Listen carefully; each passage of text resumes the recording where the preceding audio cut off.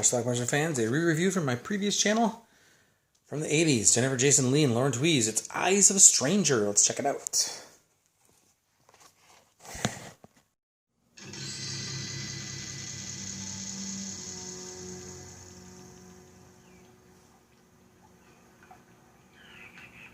The movie starts with a photographer, wildlife photographer out in the swamp, or not really a swamp, I guess, and he's going to come across the body of a dead woman.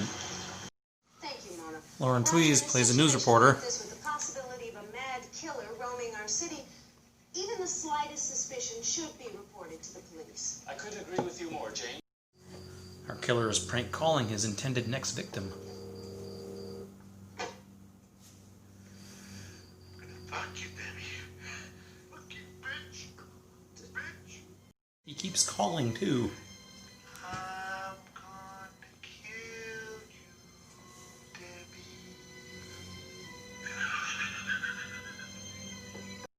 Anyway, Debbie's boyfriend comes over and scares the shit out of her with a mask. Ha ha. Totally not. Hey, this thing's only a joke. What's left in my camp? What the hell's going on around here? Some creep's been calling me all night. She's going to spend the night at his place instead, but while she's getting ready, so is our killer.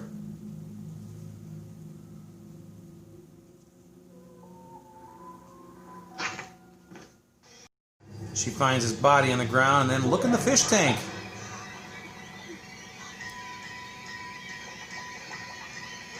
And then our killer shows up and he's going to assault her.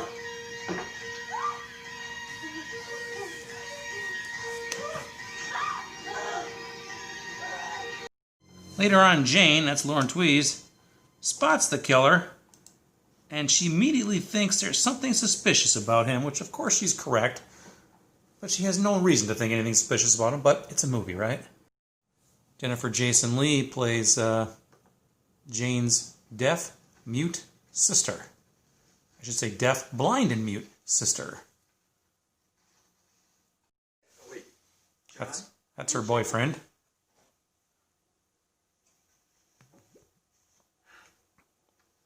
Jane kind of takes care of her. David want some coffee?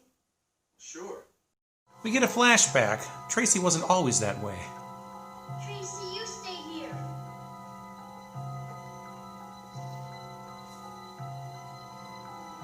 In fact, a creepy guy showed up and kidnapped her and presumably assaulted her. We don't really see that, though. She's been deaf, mute, and blind ever since. Meanwhile, another victim.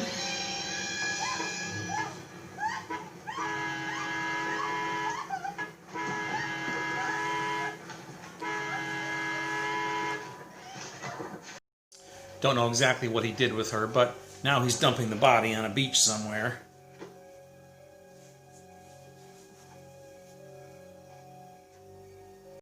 His car got stuck in the sand. Hey, man, I think you could use a push. This guy came to be a good Samaritan and help him, and paid for it with his life. He stumbles back to his own car where his girlfriend is, and she's the next victim. Stanley Herbert is his name. Of course, shortly thereafter, Jane spots this guy's car, and it's filled with sand and mud, which to her is suspicious, even though they haven't found a body on the beach yet. The ocular nerves are normal, and there's no damage to the hair. Another flashback. I don't understand. What's wrong with her? We have conclusive evidence that the brain has not been damaged. Oh, thank God. Then why can't she see or hear? Well, Jane is convinced that Stanley Herbert is the killer, which, of course, we know she's right. And she steals one of the superintendent's keys and searches his apartment on her own, where she finds some muddy shoes. And sure shit, the guy comes home while she's there. So she runs out on the balcony to hide.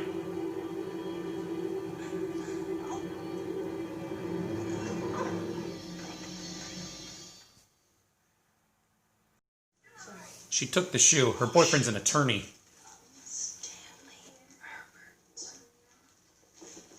How did you get this? I took it from his apartment.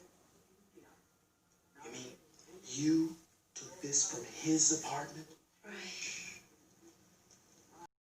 She gets his phone number then. I know what you're doing. And I know it's you, Mr. Herbert. Who is this? He then follows a stripper home from a strip club.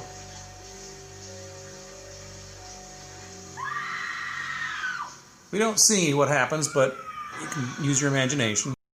He sees Jane on the news, recognizes her voice.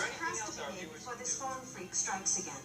Before this phone freak strikes again. She was calling him a phone freak. This is Jane Harris reporting. Next thing you know, he's out on his balcony looking across and sees the young Tracy. Not sure he's pieced it together yet that that's Jane's sister. Listen, I just got the lab report on the shoe. The mud samples match. Jane, please, don't do anything until I get there. So Tracy's home alone. And the dog is dead. Uh-oh. And Herbert breaks in.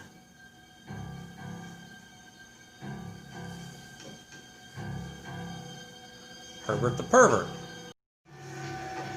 As he starts to feel her up, she looks for a defense mechanism and finds it in the coffee pot. He attempts to assault her in the bedroom, and this attack is suddenly bringing back her sight. And probably her hearing and everything else. Tracy gets a hold of a gun that they have there. Still can't quite see. But eventually she does hit her target.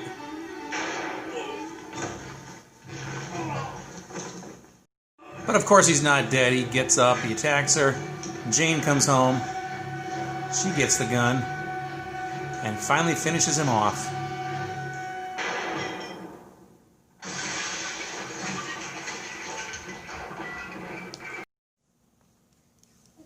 Jane?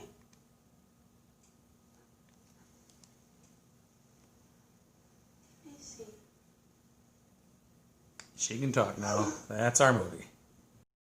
Alright, let's talk about Eyes of a Stranger. This is a movie that I taped off of cable. Actually, I taped it Christmas Day. Actually, it may have been late at night. It may have been just after midnight. I can't remember, but it was Christmas. It was December 25th, and it was 1985. It's a movie I had seen before on cable a couple years earlier, and then it came back, so I decided to tape it. I remember this movie in the spring of 1982. It was on cable also. And my friend Doug Wall was over before school. We were about to go to school. And he had not seen any nudity on cable yet. Cable was a new thing in our town. And we were looking through the cable guide that morning, actually. There was another movie on that morning called A Nightingale Sang in Berkeley Square, which said it had nudity in it. And Doug sat on my couch and said, I'm not leaving until I see nudity. So there wasn't time. We couldn't stick around for who knows how long that scene took. But we switched over, and Eyes of a Stranger was on. It was the very beginning. It was starting, and there's a scene in the water with a topless woman, which I had unfortunately cut out. But anyway, that is Doug Wall's first nudity that he ever saw. We then went to school and made it on time. Anyway, I digress. The movie itself is kind of ridiculous. There's a serial killer rapist on the loose in Miami. He's assaulting women and then killing them. Lauren Tewes from The Love Boat, she was Julie McCoy. She plays Jane in this one. I do believe that's how it's pronounced, by the way, Tewes.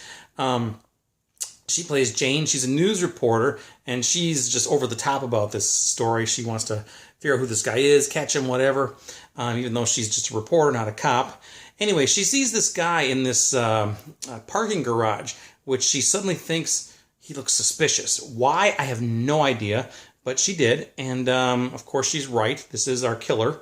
And she just kind of hones in on this guy for a while, kind of scopes him out a little bit, finds out what his name is, finds a bunch of mud on his car at one point, and then the next victim turns out she was dumped on a beach, so she thinks there's a connection, which of course there is. She finds a way to steal the key to his apartment, sneaks in, finds some muddy shoes, almost gets caught, gives the shoes to her attorney boyfriend who thinks she's out of her fucking mind for breaking into someone's apartment, and she thinks he should be okay with this. It's ridiculous. It's preposterous. But anyway, then she prank calls the guy and says, I know who you are. You got to give yourself up, that kind of thing. And he denies it, of course. And then he watches TV and recognizes her voice as being Jane on the news. Then he thinks, okay, I got to get her. Turns out he lives just across the street from her in a different apartment complex. He spies on her, sees that she lives with her little sister, Tracy, who's a deaf mute and blind. Turns out she wasn't always that way. She was that way when she was maybe about 8 years old or so, when she got kidnapped and presumably assaulted. Don't think it was the same guy, by the way, but anyway, so he breaks into her apartment, kills their dog, tries to assault her. She gets a hold of a gun, does Tracy, and her sight starts to come back while she's being assaulted by this guy, and it's ridiculous too, I know. And then she starts shooting. Eventually she shoots him in the belly, and he keels over, presumably dead. Of course, he's not dead, though. He gets up and starts fighting back again. By this time, Lauren Tewes comes home. She grabs the gun, shoots him in the head, and then he dies in the shower. And then she hugs her sister, who suddenly says, "Jane," so she can talk now. And that's how her movie ends. So she can see, she can talk, and I guess she can hear, too. So all that stuff came back. What an ending. Anyway, that is the ridiculous, preposterous story of Eyes of a Stranger. But, you know what? I've always had a little fondness for this movie since I saw it way back in the day. It is a little bit nostalgic for me, of course. And, of course, there's the Doug Wall story as well. But anyway, yeah, it's a ridiculous, ridiculous movie. It does have some pretty decent gore scenes in it, though. And interestingly, Jennifer Jason Leigh, this was her first like big theatrical movie she did. She did a little bit of TV works and stuff. She was 18 when she filmed this movie. She actually had a nude scene in this, too. She dropped out of high school 6 weeks before high school ended, just so she could make this movie. And I guess she never looked back. I think Fast Times at Ridgemont High was the following year. So anyway, it's Eyes of a Stranger. I'm fond of this movie for reasons I don't know why, because it's not a great film, but it's okay. I believe it might actually have gotten a Blu-ray release. I'm not sure about that. If there is, I'll leave a link to it down below. I have this DVD here, which came from this box set, the Twisted Terror Collection, which put up by Warner Brothers. Some decent movies in here, too. So anyway, I'll leave a link to something that you guys can purchase. So purchase it. Let me know what you think about it. It's Eyes of a Stranger. Watch it. Bye. By the way, I had this on a beta tape. Taped it that Christmas night, I said, or Christmas morning early. Had it on the same tape with the Cannonball Run and Cheech and Chong's Nice Dreams. Pretty good tape. Watch this movie. Leave comments. Bye.